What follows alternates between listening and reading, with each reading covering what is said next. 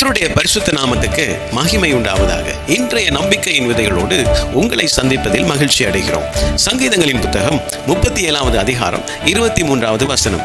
நல்ல மனுஷனுடைய நடைகள் கர்த்தராலே உறுதிப்படுத்தப்படும், அவனுடைய வழியின் மேல் அவர் பிரியமாயிருக்கிறார். பிரியமானவர்கள், இந்த இடத்துல உறுதிப்படுத்தப்படும் என்று தமிழ் வார்த்தைக்கு எபிரேய பதத்திலே பார்த்தீர்கள் என்றால் கட்டளையிடப்படுதல் என்ற ஒரு எபிரேய பதத்தை கொண்டதாக இருக்கிறது. அதற்குள்ளே அது உறுதியாக நிறுவப்படுதல், கட்டளையிடுதல், நிலைத்து நிற்க பண்ணுதல், பூரணப்படுத்த அது ஏற்படுத்தப்படுதல், அந்த காரியத்தை செய்ய சகல தேவைகளையும் சந்தித்தல், இந்த எல்லா அர்த்தத்தையும் கொண்டதுதான் அந்த உறுதிப்படுத்தப்படுகிறது என்ற அந்த வார்த்தைக்குரிய எபிரேய பதத்தின் அர்த்தமாக இருக்கு. பிரியமானவர்களே, ஆண்டவர் ஒரு தரிசனத்தை கொடுத்தால் அது நிறைவேறும் வரைக்கான சகல வளத்தையும் அவரே நமக்கு கொடுக்கிறவராயிருக்கிறார். அவர் தரிசனத்தை கொடுக்கிறது மாத்திரமல்ல, அதற்கு தேவையான சகல வளத்தையும் அவரே அதை தருகிறவராய் இருக்கிறார். தேவனாலே தரப்பட்ட எந்த தரிசனத்தையும் தேவனே நிறைவேற்றுகிறவராயிருக்கிறார். அவருடைய அகராதியில நீங்க பாத்தீங்கன்னா தோல்வி என்ற வார்த்தைக்கே இடமில்லை. ஏனென்றால் அவர் உண்மையுள்ள தேவனாயிருக்கிறார். பாருங்க, ஆதியாகமம் 37ஆம் அதிகாரத்துல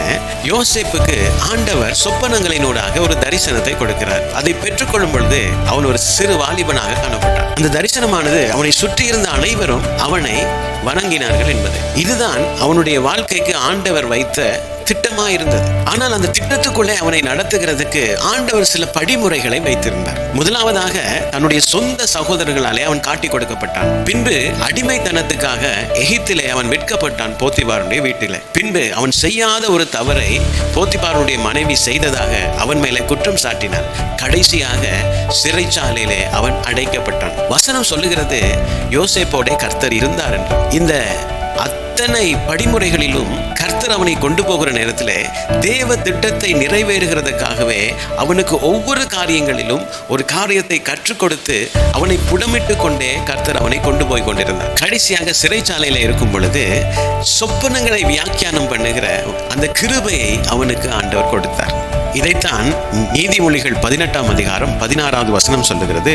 ஒருவன் கொடுக்கும் வெகுமதி அவனுக்கு வழி உண்டாக்கி பெரியோர்களுக்கு முன்பாக அவனை கொண்டு போய்விடும் என்று. கடைசியாக ஆண்டவர் பார்வோனுக்கு முன்பாக அவனை கொண்டு வந்து நிறுத்தினார். அந்த யோசேப்புக்கு பார்வோனுடைய சொப்பனத்தை விளக்குகிறதுக்கான கிருபையை ஆண்டவர் கொடுத்தார். அது மாத்திரமல்ல, அங்கே பார்வோனுக்கு அடுத்த நிலையிலே அவனை உயர்த்தி வைத்தார் ஆண்டவர். பார்த்தீர்கள் என்றால் எகிப்தையும் எகிப்தை சுற்றி இருந்த அத்தனை நாட்டையும் பஞ்சம் ஆட்கொண்ட பொழுது அந்த அத்தனை தேசங்களையும் ரட்சிக்கிறதுக்கான பொறுப்பை ஆண்டவர் யோசேப்பினிடத்திலே கொடுத்திருந்தார். கடைசியாக ஆண்டவர் அவனுடைய குடும்பத்தோட அவனை மீண்டும் சேர வைக்கிறார். இதைதான் யோசேப்பு சொல்லுகிறான் 50ஆம் அதிகாரம் ஆதியாகமம் 20வது வசனத்துல, நீங்கள் எனக்கு தீமை செய்ய நினைத்தீர்கள், தேவனோ இப்பொழுது நடந்து வருகிறபடியே வெகு ஜனங்களை உயிரோடு காக்கும்படி அதை நன்மையாக முடிய பண்ணினார். நாங்கள் இன்று வாசித்த சங்கீதம் 37:23 சொல்லப்பட்ட நடைகளுக்கு ஏற்ற வாழ்க்கை யோசேப்பினுடைய வாழ்க்கையில காணப்பட்டது. அவனுடைய வழிகள் எல்லாமே பரலோகத்தாலே தீர்மானிக்கப்பட்டிருந்தது. மனித பார்வையில